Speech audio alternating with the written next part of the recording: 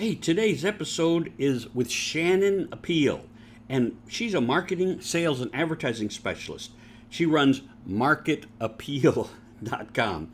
Find your story and clarify your message so you get hired to speak. Have you ever been bored by a speaker? Why? Would you be happy being a boring speaker? Of course not. Well, I have been bored by speakers for decades, and I decided to change the world. Change the world. I created Storytizing, my signature training that will make you interesting, make you energized, make you more successful. It will have people wanting you to talk to them and to their organizations. It will get you booked on more stages. And isn't that what you really want? Storytizing. You need the training. I am the trainer. Hey, reach out to me, stevesapatoseminars.com.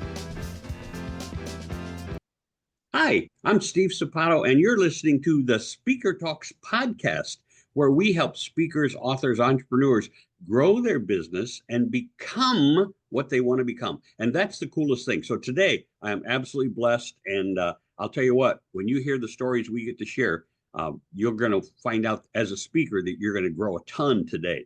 And today I have with me Shannon Peel. Hi, Shannon. Hello, how are you doing? I'm excellent. I'm excellent. And Shannon and I met, and I'm not sure how, but I found her and it said something about, hey, if you want a speaking job, apply to this. And I went, oh, I'll apply to that. And it turned out to be a real speaking job. And that's what I think is important is a lot of times you hear these things, where they go, you can talk to the Knights of Columbus. So go ahead and apply. And you're like, no, right? I'm not going to do that. So it was really cool. So I reached back out to Shannon. And so we're going to have this conversation so that all of the speakers who listen to Speaker Talks can really gain from this. So Shannon, tell us what you do, why you do it, and how long you've been doing it. Let me say that I have been in marketing, sales, and advertising for a long time, let's just say. And I have a company called Market Appeal, which, as it sounds, is about creating appeal in the marketplace. Nothing to do with the play on your name, right? No, gosh, no. But yeah, so what I do is I help people define their story by creating story appeal and to know exactly what their message is, to clarify why people need to pay attention to them. Then it's all about trying to find the right people to get in front of, utilizing a variety of different marketing channels. For speakers, and why you're talking to me, that email that we had sent, I have a couple programs for speakers where it's all about the top of the funnel, getting out there in front of people who book speakers via email marketing. And that's a big part of it. The other part of it is just creating that content and then finding ways to organize that content to make it digestible so that people understand why you are the person that they really want to have on their stage. It's really cool. Obviously, Shannon probably doesn't know this, but I teach people how to be better speakers, better presenters, stage presence, all that kind of stuff. Shannon, do you teach people that also? Not so much. I'm more about the brand. Okay. How to have creating brand appeal, and making sure that people know why you like. What's the story that you're telling people about your brand? What do you want to be known for? And getting that down to as few keywords as possible. So when people think, okay, I need a leadership speaker, they think, oh, this is who I need to. And it's really interesting because that's vital. I put out a call for my podcast the other day, Shannon, and I get a ton of people who say, I want to be on your podcast. And I go, what's your topic? Number one is they're all so generic. I mean, it's just like leadership. And I write them back and I go, you can't just talk on leadership. There has to be some particular thing that you talk about that nobody else talks about. I mean, if you just said leadership, there's 40,000 leadership speakers out there. I guarantee you. And so you have to find your market, your niche, what you really want to talk about in that. And also, there's a whole lot of people who say, I'm a spiritual speaker, I speak on wellness. And again, it's like, who wants to listen to you, right? Nobody wants to listen to somebody. It's, I always, I'll say this, Shannon, it's like meeting an Aflac insurance agent. Nobody wants to talk to you because Exactly. that's just it. It's just like, wow. And so while I tell people all the time, I've got a thing, Shannon, that when you find them, help them find their story, their actual niche, right? What they really want to be known for. I teach them how to make that story memorable, how to make it work for every person so that you reach the audience. Shannon gets you in front of an audience. I teach you how to make that audience feel what you're saying and doing. And it's really vital that as she helps you find your message. How do you do that? Somebody comes to you and says, I'm a leadership speaker. What do you do with that? Well, usually I ask them to send me their talk description. A lot of times they send me their website, like a page on their website, saying, hey, just pick one to put into the email that you're going to send out to all these thousands of people who book speakers and get me booked so that I don't have to do anything. They're just going to call me, right? That's right. That's right. That's right. But so I'll take what they give me and I rewrite it. I rewrite it to be in active voice, third person, and by identifying what the audience really is going to get. Why would I want to sit and listen to you? What problems do I have as an audience member that you are going to address? And what am I going to be walking out with that I'm going to know, yeah, that was worth my time? And how can I communicate that in as few words as possible in an email, social media post, a what do you call that? One pager. I see all these one pagers and they're just like, oh yeah, I'm not gonna read all that.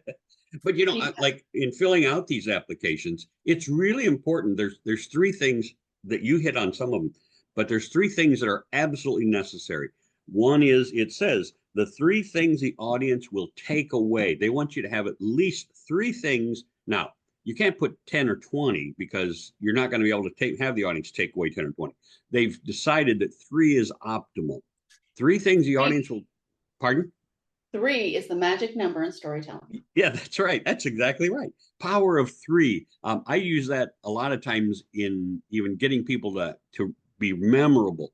My newest podcast is Know, Like, and Trust. That's for some reason that's come out there. There's three words: know, like, and trust. And if you think of the most memorable phrases, a lot of times it's three words. It's three things. And that's important that Shannon just shared with you three. So the applications want the three things the audience will take away, and that's what she will help you do. Then there's also the speaker reel, and they don't call it a speaker reel. They say, do you have an audio or a video of you speaking? That's the speaker reel. Go ahead. Go. I see you there, Shannon. Sometimes I get these amazing speaker reels that they've spent hundreds of dollars or thousands of dollars on that are really trailers. It's like a movie trailer. You got this happening and that happening, music going, and they're running this energy and this and that. That if you were an event planner and you saw that at the beginning when these things came out, yeah, they were like, oh wow, that's great. We want to have that person on here. But what the event planners learned really quick was that sound bites do not tell them what they need to know about whether or not the speaker is going to be able to deliver what they need. So that trailer, don't get me wrong, those things are really kind of cool. You put them on social media, you put them on your website, and they garner curiosity. So they're there to garner curiosity. But what you want to do is you want to invite them to that next step. Invite them back to that landing page that you have about your speaking. And on that landing page, it's extremely important to have at the top something that is 3 to 5 to 30 minutes of you speaking. What are you going to say? They want to know that they're not going to put you on the stage and you're going to start talking about something that is embarrassing something that is going to be controversial. So they want to know that what I'm safe putting this person on the stage. They are going to have that energy from the beginning to the end. And what they say is actually really interesting, impactful, and my people really need to know what this person has to talk about. So it's important to structure your story online so that it is sound bites at the beginning to create that curiosity, just like a movie has a trailer. That's what that speaker reel is. But they don't expect, movie people do not expect that trailer to be the movie. No, that's right. Right? That's They right. do 3 or 4 trailers in order to bring people in. Then they look for people who have referrals and, hey, we're talking about this person and that person, or look, it's part of the Marvel Universe brand, and we know that people are going to want to come in because they want to know what's going to happen next to their favorite superhero. There, it has this actor in it that people love to see.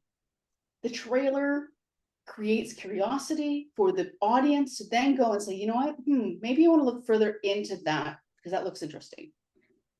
You know, Sometimes the trailer sells tickets, but that isn't the objective. The objective is to create curiosity. So people will go Google, find out more, and then they'll buy that ticket to a movie. very good point. Those are very good points. You know, I started something a few years ago, and then it killed it with COVID, and I'm just starting it back this year. It's called Speaker Talks. Okay, and it's good. I haven't decided yet. We're going to do it in late summer this year. It's either going to be in Orlando or it's going to be in Tampa. And what it gives people 15 minutes, a 15-minute video of them speaking on their topic, what you have sat with them, figured out, helped them create. And then I take them for 2 months before that event and help them craft that talk on a stage, looking professional, being the expert on that topic. And that way they can walk away with the full video, like you said, so that the people can see them in performance mode the whole time. And there's several things that really pop up into my mind. Like you said something.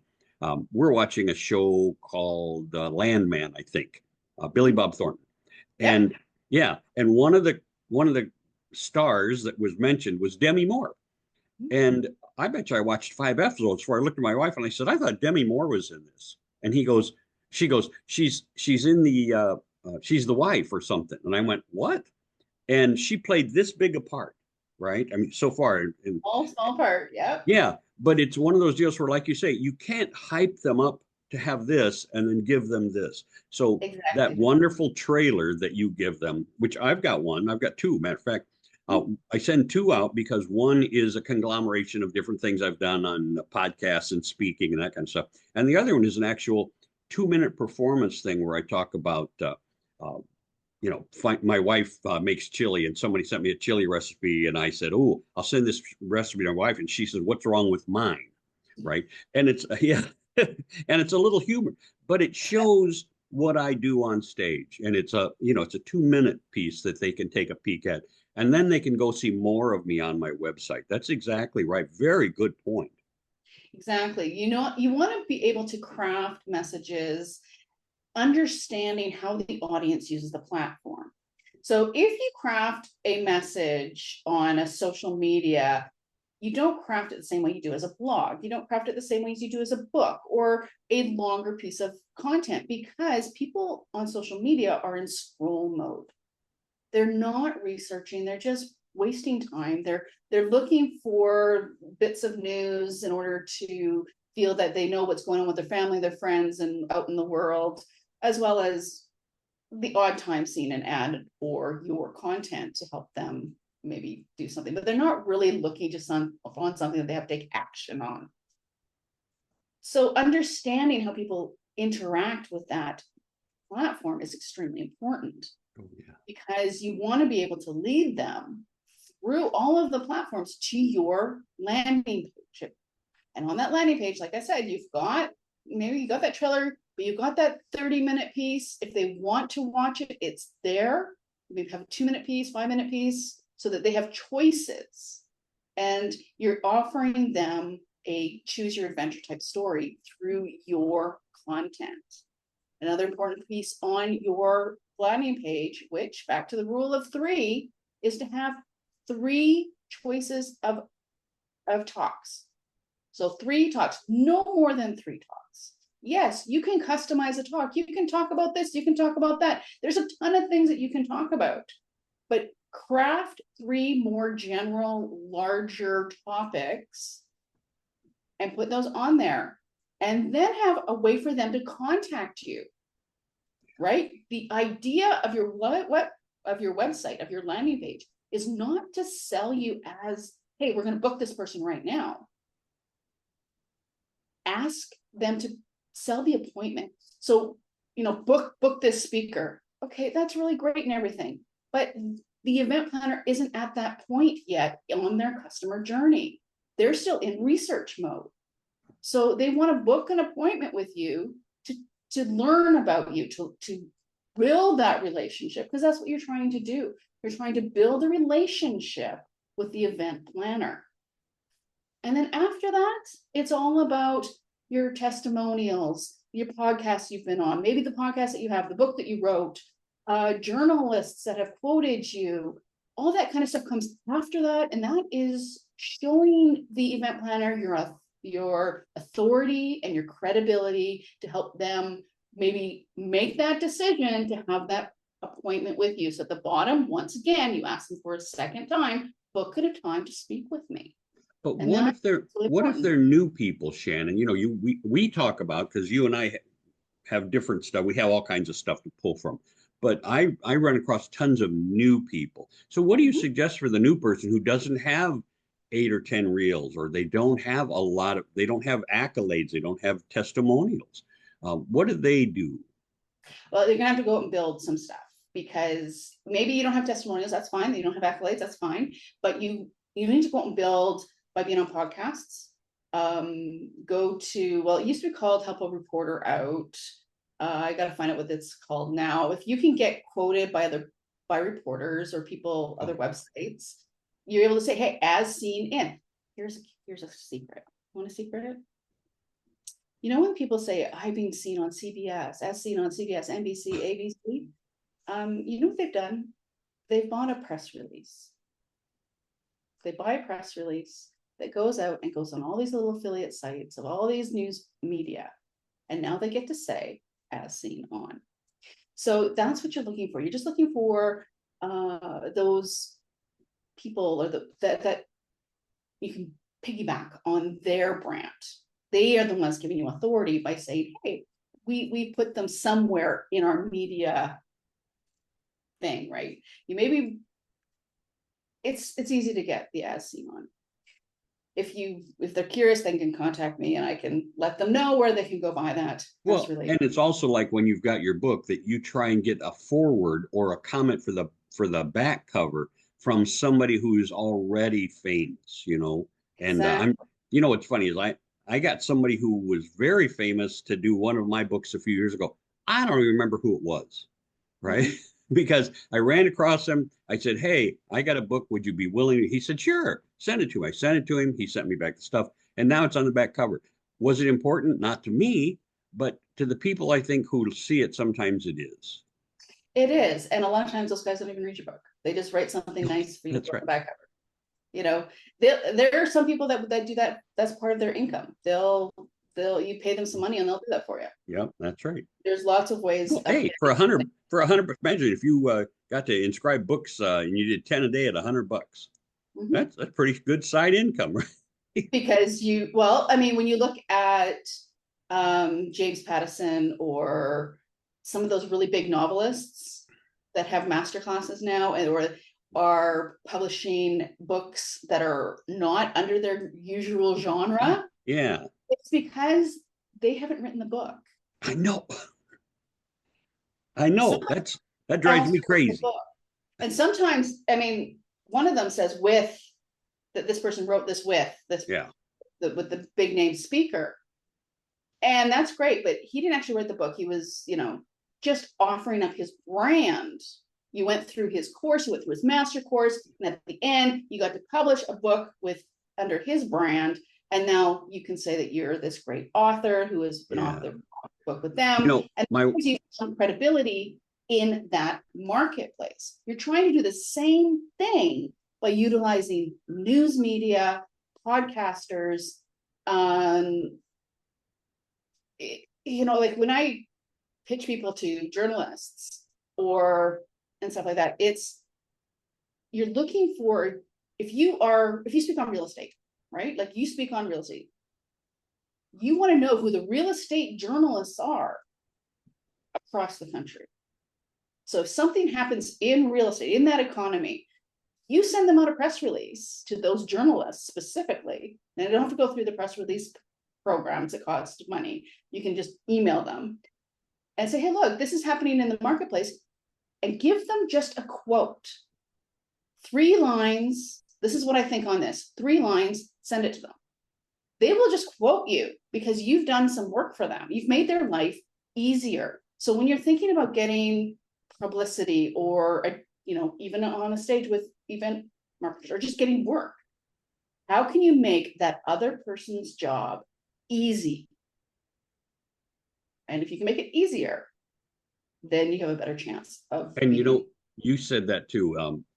I can remember years ago when I first heard, we traveled around the country. I've been doing this for about 45 years. And we used to travel around the country, and it was easy then because people like this company would say, hey, you got to hire Steve. And somebody else would say, you got to hire Steve. And you got known and you traveled around.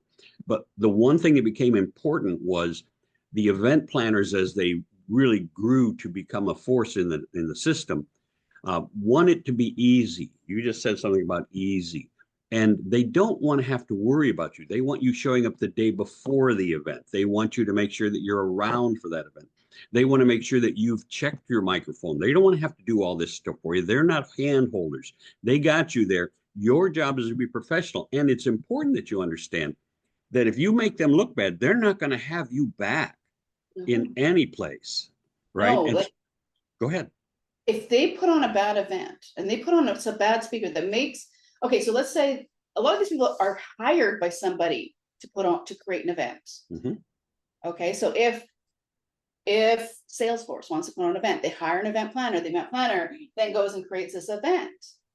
If they put somebody on that isn't good and makes Salesforce look bad, Salesforce is never going to hire that event planner again. So you have to think about it that way.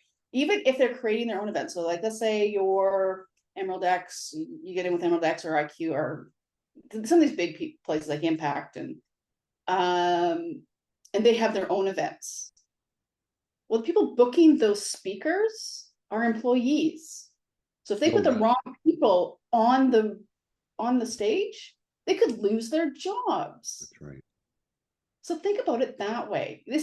They're not there to make your life easier. They're not there to promote you and so that you make a bunch of money. And this is a big mistake so many people make. They go into this idea of speaking because, oh, well, I'm giving my knowledge away and that has value. And they're there and then I'm going to make all this money because it's like your objective, what you want. Don't look at it that way. If you keep looking at it that way, you're not going to get anywhere because you're going to come across, your messaging is going to come across that way. You're going to miss something because you're not listening. Yeah, very good point. So I'm going to interrupt you right now, Shannon, and say, first of all, we only got about 6-7 minutes left, unfortunately. So we had too much fun. That's the problem. And I'll probably have you back on if that's all right. But I want you to reach out and tell everybody now, how do they get hold of you and how do they find you?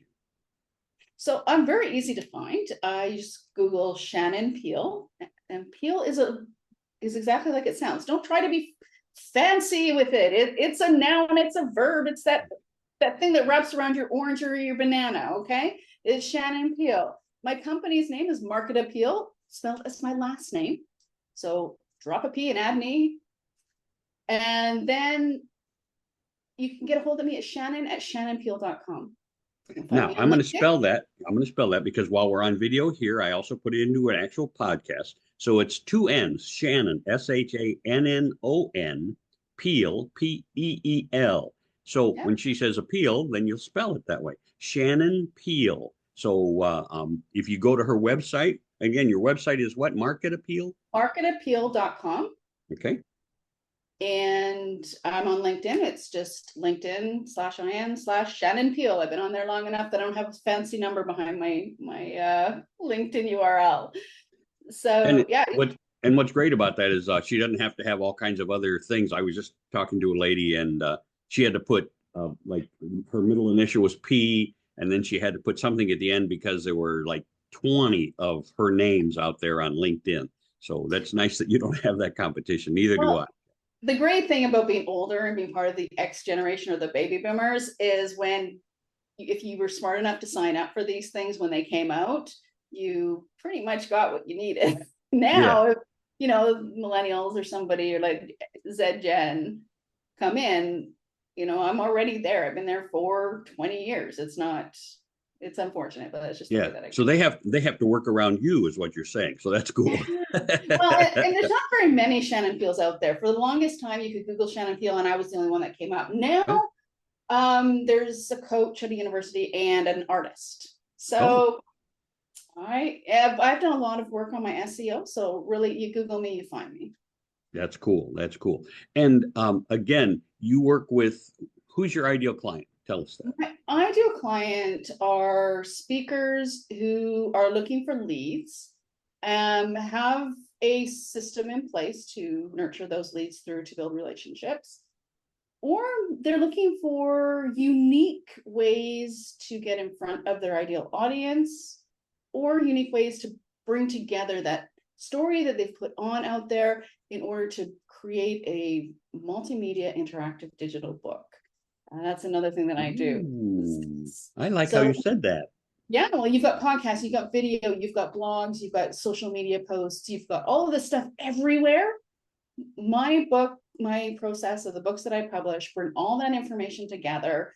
It's flipbook technology, but when you click the video plays in the page. You can embed the podcasts. So you can organize your podcast with the blog that you wrote about it and the video that you talked about it, and add some more in there. Oh, you can put in an ad for something, or you can put in a graph or your social media feed.